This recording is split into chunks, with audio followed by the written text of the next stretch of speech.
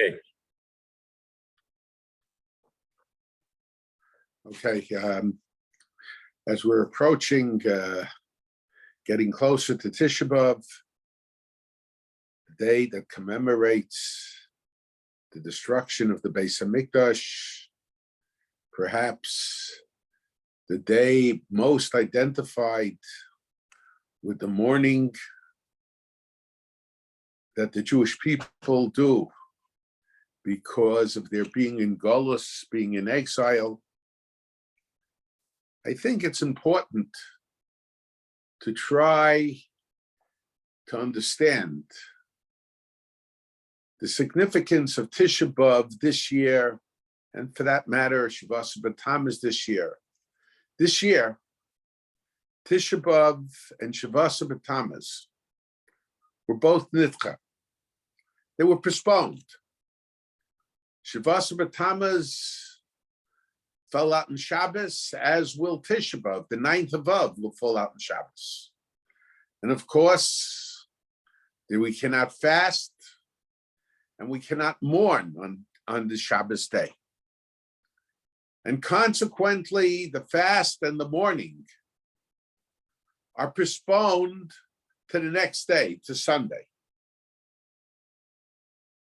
So we should focus perhaps on the significance and perhaps on the reason for the significance between Tisha B'Av that falls out, that is observed on the 9th of Av, when it falls out on a weekday, and the significance of Tisha B'Av when it's postponed to a Sunday, as it is this year. Now, from a halachic perspective, there are a number of differences. But the main difference that is mentioned in halacha, that is always quoted, is the halacha of a Baal Bris. The halacha is that if somebody has a child whose bris takes place on a particular day, or if somebody is the sandik, he holds the bris holds the child, during the bris milah, or he's the moa. So the day that the bris milah takes place, for them is a minor holiday. It is a Yom Tov Shalom. And the halacha is brought down. It's based on an incident mentioned in the Gemara in Tainis, but the halacha is brought down that if Tisha B'Av is not postponed, let's say Tisha B'Av falls out on a Sunday or a Monday or a Tuesday, and somebody has a child that had a bris on that day, so he has to fast half the day, and then he davens mincha. Of course, he has to wait the extra half hour after chatzos. That is also always necessary before one can daven mincha. And he says Anenu in his Shmoneh Esrei, in his tefillah, and then he can break his. So excuse me. I'm sorry. When it fell out, when Tisha B'Av fell out on its regular day, so he has to fast the whole day. However, if Tisha B'Av was a nidcha, if Tisha B'Av was postponed, it was postponed from Shabbos to Sunday, and he had his child went through a bris milah on the postponed day of Tisha B'Av. On Sunday, when Tisha B'Av fell like on Shabbos, as it is this year, then the halacha is that he only has to fast half a day. He stavens mincha, he says anenu, and then he breaks his fast. So in other words, when Tisha B'Av is not postponed, irregardless of the fact that he's a Baal Bris, that his child had a bris milah, that he was the sandik at a bris, he held the baby at the bris, or that he was the molel at the bris. Nevertheless, he has to fast the whole day. He can only break his fast. He can only break his fast after Tzeis HaChavim, with nightfall. However, when Tisha B'Av is postponed, so seemingly the Tisha B'Av is less stringent on those circumstances, and because it's less stringent, after he davens mincha, he could break his fast. Why? Because Lefisha Yom Tov Shalohu, because it's his personal holiday. So, and it's interesting, there is a dispute between the Vilna Gaon and most of the other poskim. And I'm not going to discuss the sheet of the Vilna Gaon today, but the Magen Avram, and it seems that way from the Beis Yosef, that what is true about Tisha B'Av is true about the other fast days as well. In other words, Tisha B'Av is Shabbos B'Tammuz. That was not postponed. One has to fast the whole day. Even if it's his personal holiday, even if his son had a bris milah on that day, he has to fast the whole day. But if it's a Sunday that became a Tisha B'Av that was postponed from Shabbos, as it is this year, then he only has to fast half the day. And the question is, why should it be that way? Now,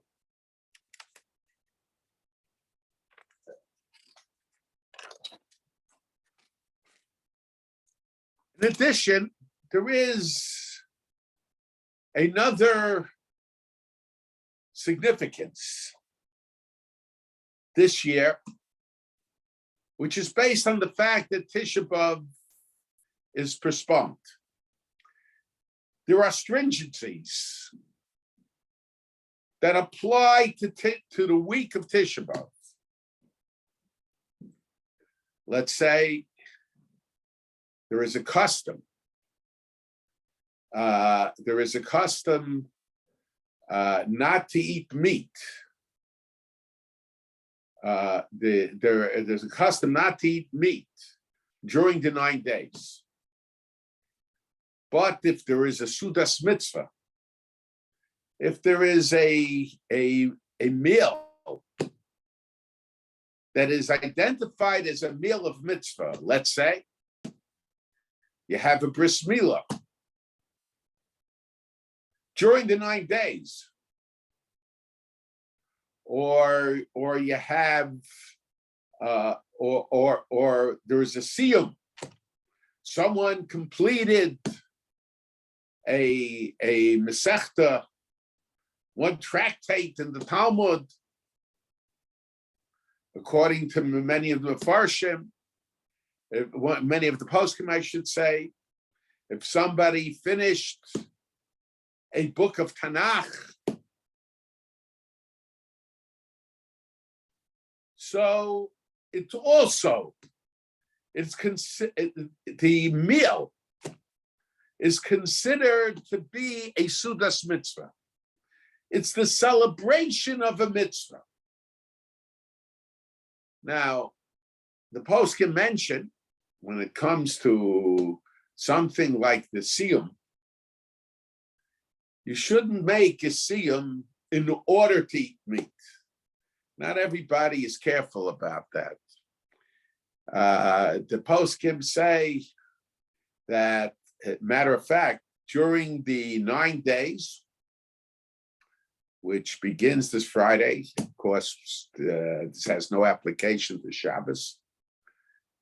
During the 9 days, if someone wants to eat, if a person has a connection to the person who's making the seal, let's say he's a relative, he's a close friend, and he would be attending that siyum in any case, whether it was during the 9 days or it wasn't during the 9 days. So then, during that, even though there is a custom during the 9 days not to eat meat, nevertheless, if there is a siyum, he could eat meat at the siyum. If there is a bris, he could eat during the 9 days. He could eat meat also, because it's a sudas mitzvah. However, if it's the week of Tisha B'Av, so you're not allowed to have at this sudas mitzvah, at this mitzvah meal, you're not allowed to have more than 10 men, 10 people at the bris or at the meal. Well, you could have more, but only 10 are allowed to eat meat. Only 10 are allowed to eat meat. So we see there's a difference between the 9 days and the week of Tisha B'Av. And there are other differences also. So the question is, what about this year? This year, Tisha B'Av falls out on Shabbos, but it's postponed to Sunday. So the way we paskin, the observance of the laws of Tisha B'Av only apply. The observance of the laws of the week of Tisha B'Av only apply to that week up till the day of Tisha B'Av, and of course, including Tisha B'Av, and to some degree, the day after Tisha B'Av. But it doesn't apply the whole week. So the question is, this year, Tisha B'Av falls out on Shabbos, but it's postponed to Sunday. So which week is considered the week of Tisha B'Av? Is it the week of the date of Tisha B'Av? Is it the week of the date of Tisha B'Av that is considered the week of Tisha B'Av? So in other words, the whole previous week has the stringencies of the week of Tisha B'Av. Or no, it's the following week. And since there's really only one day, it's just the Sunday, so there is no real halachos, no law regarding the week of Tisha B'Av. Because the laws of Tisha B'Av you have to observe on Sunday. So there's a disagreement between the there is a disagreement between the Smag and the Rush. The Rush says the significance in terms of determining the week of Tisha B'Av is only the week that Tisha B'Av, that the laws of mourning of Tisha B'Av are practiced. That means that the previous week, even though Tisha B'Av falls out on Shabbos, that week is not considered the week of Tisha B'Av, because Shabbos we do not observe the laws of mourning and the laws of fasting. And the Shita, the opinion of the Smag is that no, the Shita of the Smag is that the week that it falls, that the date of Tisha B'Av falls out, even though we do not observe any of the practices of Tisha B'Av on Shabbos, nevertheless, that week is considered the week of Tisha B'Av. Because from the perspective of the calendar, that is the week of Tisha B'Av. The 9th of Av falls of that week. The 9th of Av is part of that previous week. So we have to understand, even though our custom, the general custom, I should say, certainly among Ashkenazic Jews, the general custom is that this year, no week is identified as the week of Tisha B'Av. Nevertheless, we have to understand the opinion of the Smag, who says that the previous week is considered the week of Tisha B'Av because it's the Shabbos of that week that is the calendar date of Tisha B'Av, of the 9th of Av. Now, I think we could understand it in the following manner. And that is that in Jewish thought, time is considered to go in a circle. Pesach, specifically Pesach. Pesach, we say, Chayav Adam liros es atzmo ki liyotza miMitzrayim. There's a mitzvah Pesach at night for a Jew to see himself as if he went out of the land of Egypt. It is not only a celebration of something that happened thousands of years ago, but from a halachic perspective to a certain degree, Pesach at night, he is confronting the Exodus. Pesach at night, the Exodus is taking place. And that's why there's a special mitzvah of Hallel, Pesach at night. And no other event is there a mitzvah of Hallel at night. Why is Pesach night different? Because Pesach night,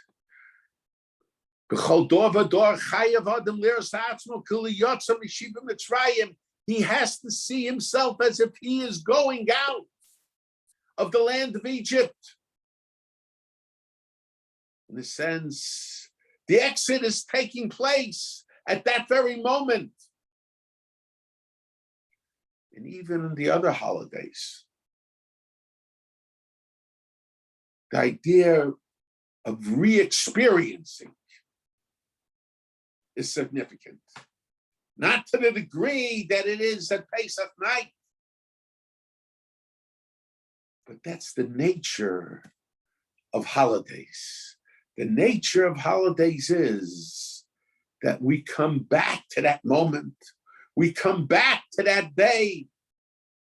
When we come to the day, in a sense, we're returning to the event.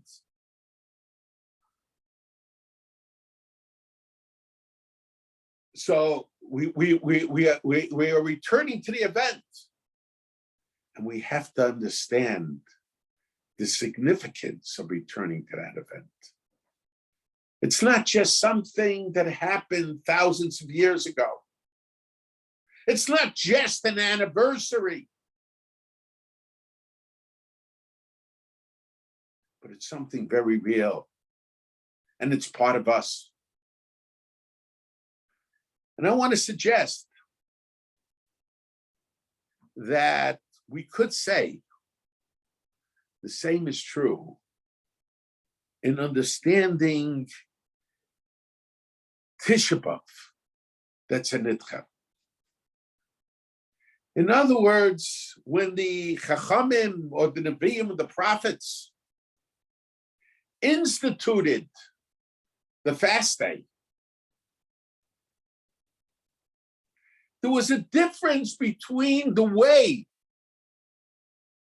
it was instituted in regard to the fast day, when it fell out on its proper day, and the way it was instituted when it was a nidcha, when it was pushed off, when it was not on the same day. And I think what it is that when it's not pushed off, now it's true, great tragedies happened on the 10th of Av also. There were some that even suggested that perhaps the tragedy of the 10th of Av might have been more significant than the tragedy of the 9th of Av. But nevertheless, because the prophets or because the Chachamim of the different generations selected the 9th of Av, they said that the 9th of Av should be determined, be the day where not only you fast, where not only you mourn, but you are returning to the event. Once the Chachamim said that the date should be determined when the fire was first lit, that destroyed the Beis HaMikdash. So on the 9th of Av, we are confronted, they made the 9th of Av as the day that we return to the destruction of the Beis HaMikdash. It's no longer just something of the past. We are standing there. You could suggest that we're standing in the past, and you can suggest that the past is in the present, whatever it is. But we are confronting the tragedy. But when it's a nidcha, when it's a postponed fast, because the fast was, irregardless of what events might have taken place on that day, irregardless of what events might have taken place on that day, nevertheless,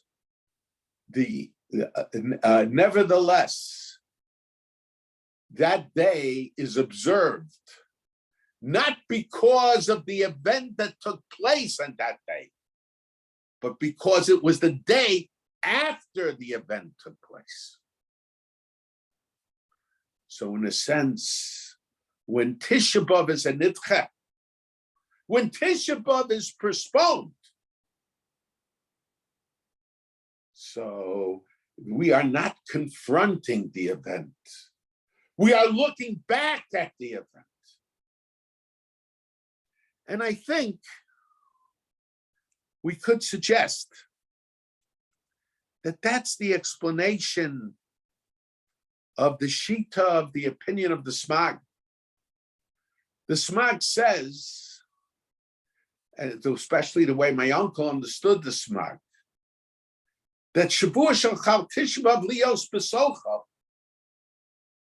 is the main day of the fast. It's no fast. Shabbos, there's no fast.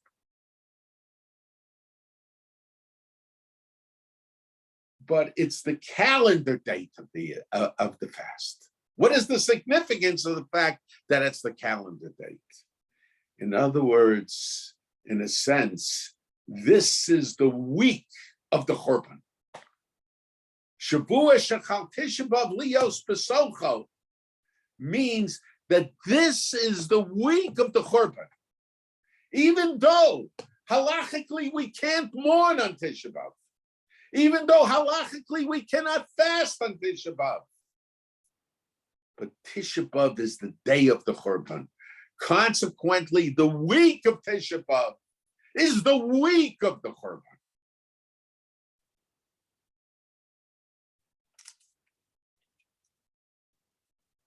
And I think that this is the week we could understand the opinion of the Magen Avraham on this basis also.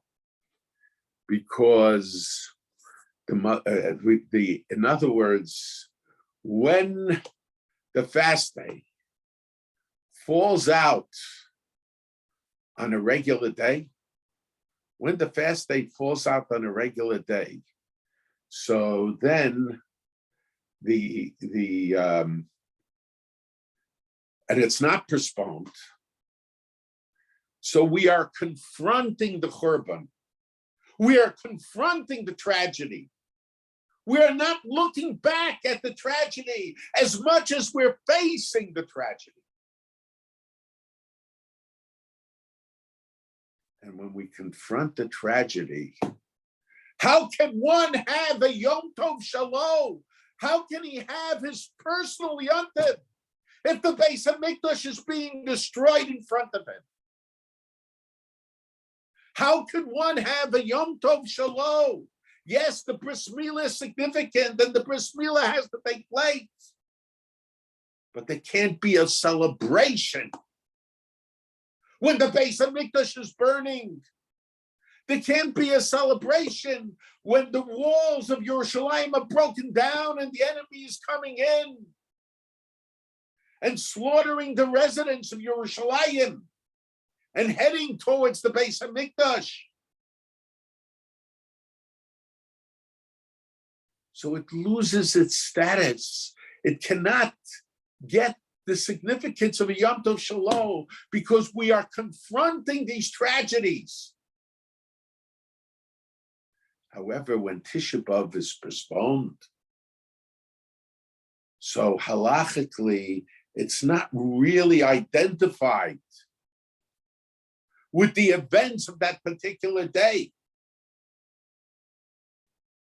Since it's not identified halachically with the events of that particular day, so in a sense, we're looking back. We're looking back at Golos, we're looking back at exile. But we're not confronting the tragedy as it's happening. We're not even necessarily going back into the past, but we're looking back at the past. So, of course, when we think about the past, it's very sad. When we think about the tragedy, when we think about the wounds that have not been healed, when we think about the millions of Jews that have been killed throughout the exile,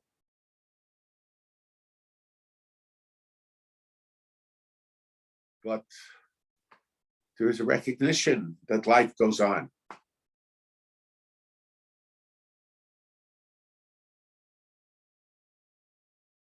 So there is room for it to still be a Yom Tov Shalom, a personal holiday. So therefore, when Tisha B'Av is postponed,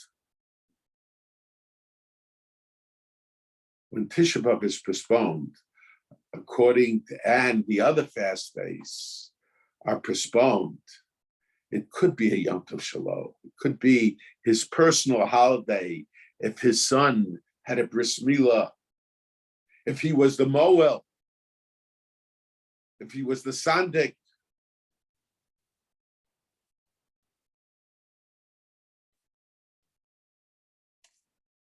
Now, I think that it's significant to understand. But I think that when Tisha B'Av is in Nidcha, it presents a certain challenge to us concerning Tisha B'Av that is not there when Tisha B'Av is not in Nidcha.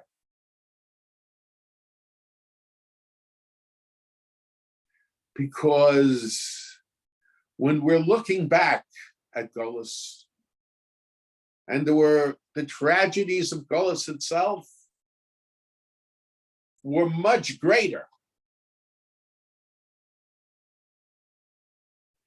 than the tragedies of Golus itself were much greater in a certain sense than the actual Churban itself. My father, Zatzal, told me that he heard from his cousin, Rabbi Michael Feinstein Zatzal,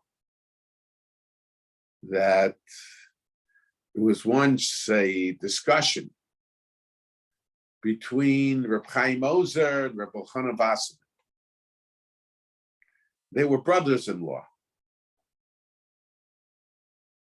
And Reb Elchanan Wasserman said that the tragedy of the Holocaust might have started at that point, I don't know, but certainly the tragedy of the Holocaust was not yet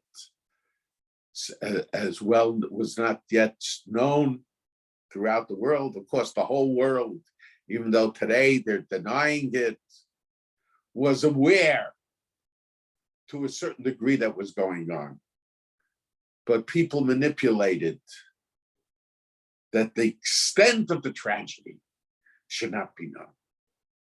But Rabbi Elchanan Wasserman said, this is something that you find in a limited way in his writings, that the tragedy that is going to take place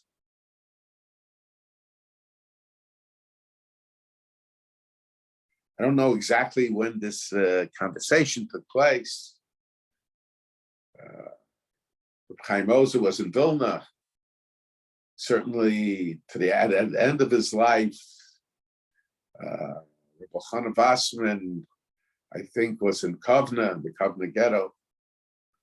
But whenever it took place, and Rabbi Elchanan Wasserman sensed that there were black clouds of tragedy. And he said the catastrophe that is going to take place will be greater than the tragedy that took place at the time of the Churban. And at that time, Reb Chaim Ozer responded to Rabbi Elchanan Wasserman, and he said, how could a part of something be greater than the whole? Now, in terms of the numbers of Jews that were killed, that were massacred, there is no doubt that the tragedy of the Holocaust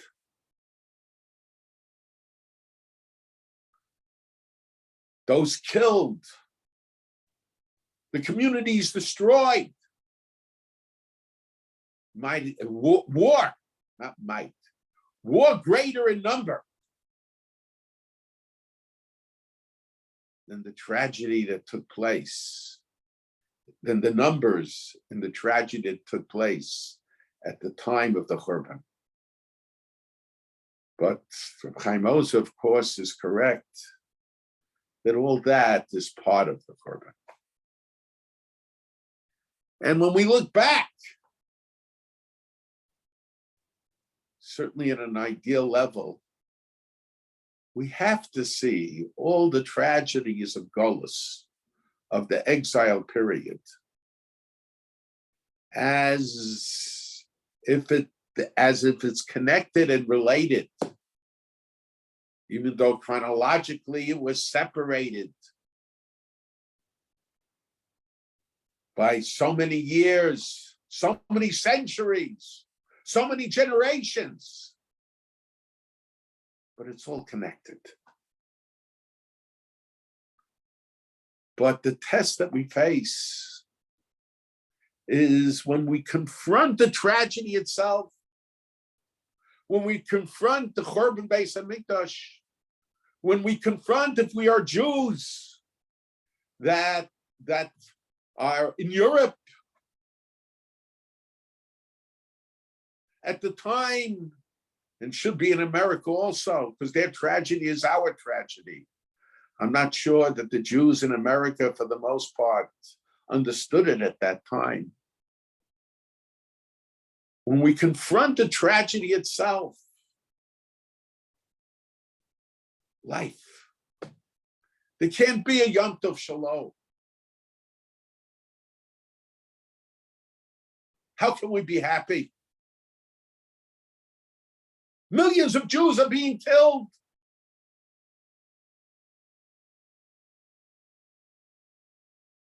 The Beis HaMikdash is being destroyed.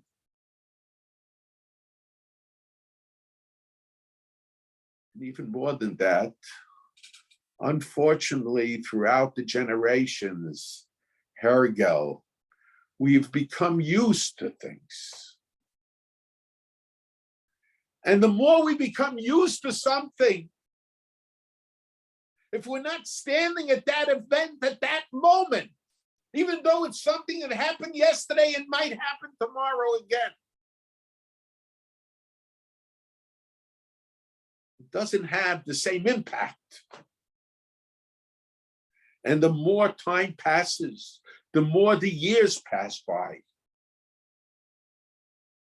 it makes less of an impression upon us. When Tisha B'Av is a nitcha, we're not confronting the event from a halachic perspective in the same way we're confronting the event when it's not a nitcha.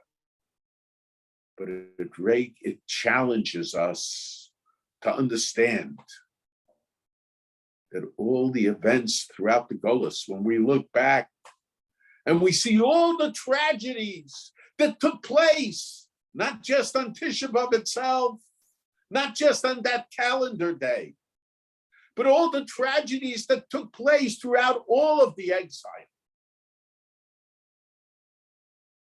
We have to understand the significance of those events. We have to understand the significance of Golus. And we have to understand the importance of looking forward to the Jewish people, seeing the rebuilding of the Beis HaMikdash and the Jewish people returning to their land and to the coming of Mashiach. And I think this year, when Tisha B'Av is postponed, and from a halachic perspective, there isn't that same emphasis, not saying completely not, but there isn't that same emphasis in regard to confronting the tragedy as it's happening in front of us, as it is. It still applies in regard to certain halachas, but not in the same manner. So it's important for us to understand the significance of the tragedies of Golus and the need to look forward to our redemption.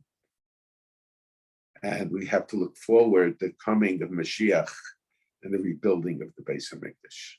Okay. If anyone has any questions, please put them in the chat.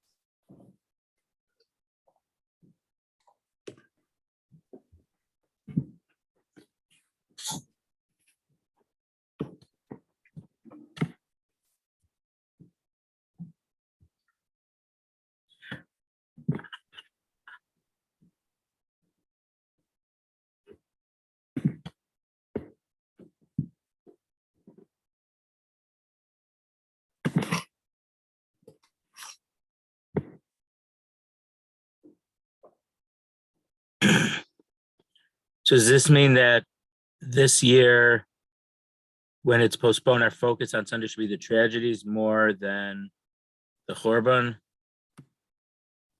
I don't think that I think that we focus on the fact that all the tragedies are part of the Churban. I would say the difference is that when we're looking back at the events and when Tisha B'Av falls out and is not postponed, we are there at Tisha B'Av looking forward, seeing the Churban and seeing what's going to happen as a result of the Churban. That's the way I would see it.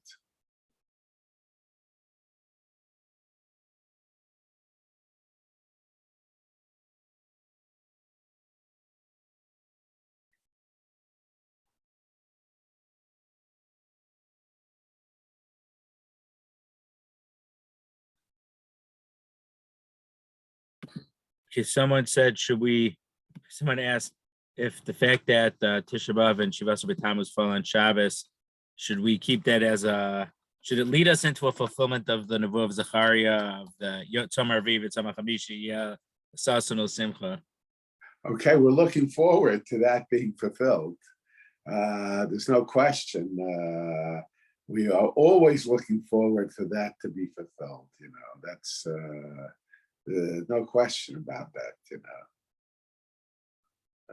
Is there any special way to celebrate Shabbos when it is Tisha B'Av? There are all kinds of shitas. The Gra felt they should treat the Shabbos like any other Shabbos, and the Tosefta says that Yafil Kesuda Shlomo, there are no differences. Others, the Ramah, it seems that they were somewhat, they didn't learn after Chatzos, all kinds of, there were more, there are different practices, The Gra's opinion was you had to treat it like every other Shabbos, even though it's the day of the event, but Shabbos is Shabbos, and that's the halacha is, even if somebody died, Mesa Mustal fun of whatever it is, it's you treat Shabbos as Shabbos.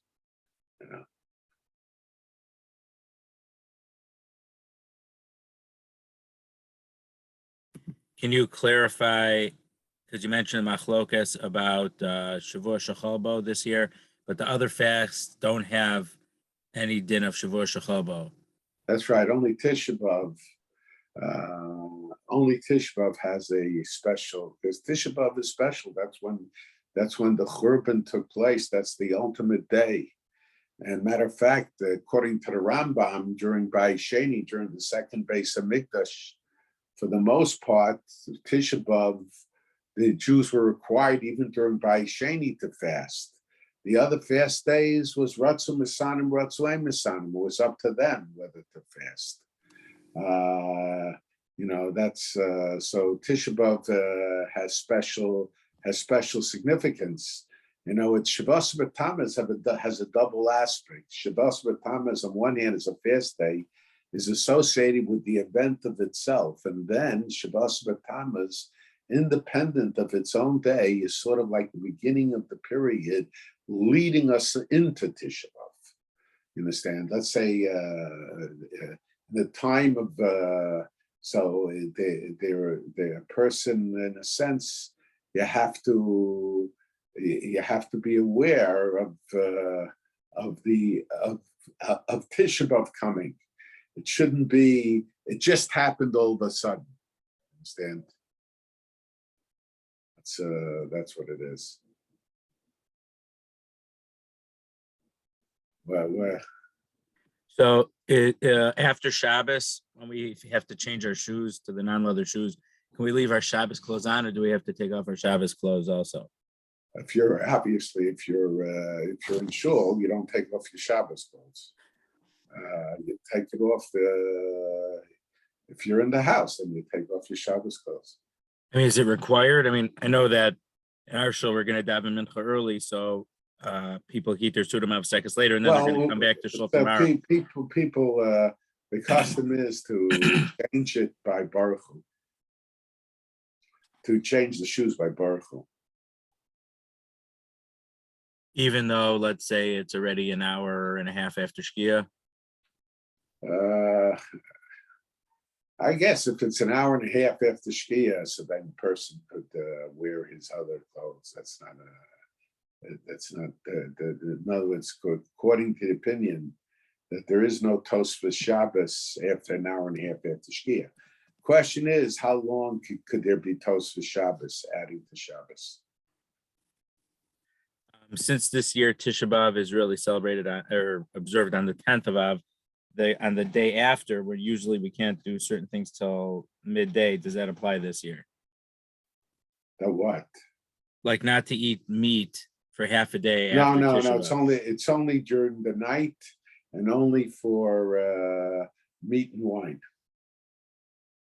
So this year on Sunday night when we break the fast, we're not allowed to have meat or wine that evening. But the next morning you could do laundry right away. There are leniencies during the night. Let's say if somebody had a bris on Tisha B'Av, then the people obviously couldn't eat except for the Baal bris, and they make a party. So then you could do it at night, So if there's a mitzvah, a Sudas mitzvah, then you could certainly eat meat, Motzei Asiri B'Av. So we still shouldn't take a shower after Tisha B'Av this year. We could do it in the morning. No, yeah, I think that this year you could. This year, I think you can limit it to. I don't want to paskin for anybody, but this year you certainly could limit it to meat and wine. There's some that supply that every year, but this year that it's only extra. It's only significant in regard to meat and wine. Okay, about Tisha B'Av being called a moed, what's the difference between a holiday and a moed? Does that mean that Tisha B'Av is a holiday, or is it something okay? It seems to me that from the perspective of being a moed, so the Gemara mentions that the moment Tisha B'Av was the Churban took place, the Mashiach was born. Now, what that means is that there are two perspectives to Golus. You can see Golus as a trip away from Eretz Yisrael, and you could see Golus, you see exile as a trip returning to Eretz Yisrael, returning to the base of Mikdash, returning to Yerushalayim. And it's simultaneously both. On one hand, the Jewish people on Tisha B'Av, figuratively as a nation, they had to leave their land. The Beis Hamikdash was destroyed. On the other hand, they had the challenge of returning. So the trip back to Yerushalayim began on Tisha B'Av. The building of the Beis Hamikdash began on Tisha B'Av, the rebuilding of the Beis Hamikdash. As Reb Chaim Volozhiner says, before the Beis implies, I should say, before the Beis Hamikdash Lamata is built, the Beis Hamikdash Lamala has to be built, and we rebuild the Beis Hamikdash Lamala with our deeds. And a matter of fact, it says that the Kol V'Sabel Al Yerushalayim Zoche Beroeh B'Nechamasa. He merits to see its rebuilding. It doesn't say, Reb Chaim Volozhin pointed out, it doesn't say Yiske. He will merit, but Zoche Beroeh B'Nechamasa. So in a sense, the mourning itself is the process of the rebuilding of the Beis Hamikdash. It's the rebuilding of the Beis Hamikdash b'Shamayim, in heaven, and in a sense, it's the rebuilding of the Jewish people down on earth. Because when we mourn the Beis Hamikdash, we show that the Beis Hamikdash is significant to us. And once the Beis Hamikdash is significant to us, then we prepare ourselves, we're preparing ourselves to be on the road back to the rebuilding of the Beis Hamikdash.